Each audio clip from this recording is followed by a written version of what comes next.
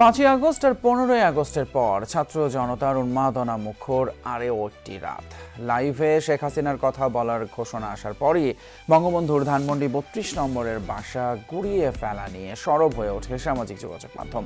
এরপরই পুরো এলাকা হয়ে যায় লোকে লোকারণ্য। ফ্যাসিবাদী শক্তি আবারও যেন দেশকে অস্থিতিশীল করতে না পারে, সেজন্যই এই অবস্থান জানিয়েছেন বিক্ষুব্ধরা।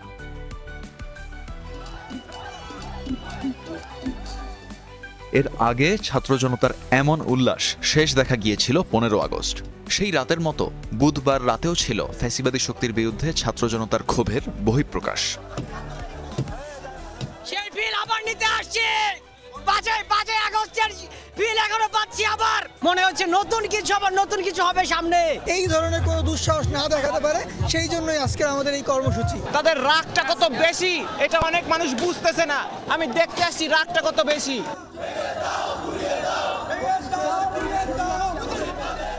লং মার্চ টু ধানমন্ডি 32 নামের কর্মসূচি ঘোষণা করা হয়েছে আগেই। শাহবাগ থেকে ছাত্রদের একটি মিছিল এগোতে থাকে ধানমন্ডি 32 নম্বরে শেখ পরিবারের বাসস্থানের দিকে। রাত 9টায় আওয়ামী লীগের ভেরিফাইড ফেসবুক পেজ থেকে লাইভে আসেন শেখ হাসিনা। ঠিক সেই সময় ধানমন্ডি 32 নম্বরের বাসস্থান গুড়িয়ে দেওয়ার প্রসঙ্গে সরগরম হয়ে ওঠে ফেসবুক। তবে সন্ধ্যা থেকেই ছাত্র জনতারা ভিড় করতে থাকে সেখানে। স্বৈরাচারকে সারা জীবনের জন্য এই দেশ থেকে বিদায় করতে চাই, কারণ আমরা এই দেশে 18 কোটি মানুষকে দেখাতে চাই ভবিষ্যতে কোনো স্বৈরাচারের জন্ম যদি বাংলাদেশে হয় তাহলে তার অবস্থা এমন হবে। এখান থেকে হুক্কা হুয়া চলবে না। আমি এখানে এসে অত্যন্ত আনন্দিত এবং কতদিন বাঁচবো জানি না।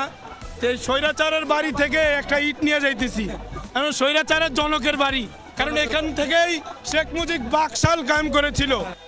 তবে শুধু ভেঙে গুড়িয়ে দেয়াই নয়, এই উপলক্ষে অনেকে মেতে ওঠে আনন্দ উল্লাসে। এই উদযাপনে যোগ দিতে আসে হাজার হাজার মানুষ। পুরো এলাকায় ছাত্র জনতার তিল ধারণের ঠাঁই থাকে না। ফ্যাসিবাদের দোষরদের যারা শেল্টার দিবে তাদের অবস্থাও ঠিক এরকমই হবে। ভারতীয় দালাল যে শেখ হাসিনা, সে ভারত থেকে যে আমাদেরকে বিবৃতি দিচ্ছে এবং এই আওয়ামী লীগ, এই ছাত্রলীগ সন্ত্রাসী সংগঠনগুলোকে মদত দিচ্ছে, এর প্রতিবাদে আজকে আমরা আসছিলাম। আমাদেরকে 15টা বছর এখান থেকে যেতে দেয়নি। সব স্থাপনা ভাঙতে বুলডোজারের অপেক্ষায় ছিল সাধারণ মানুষ।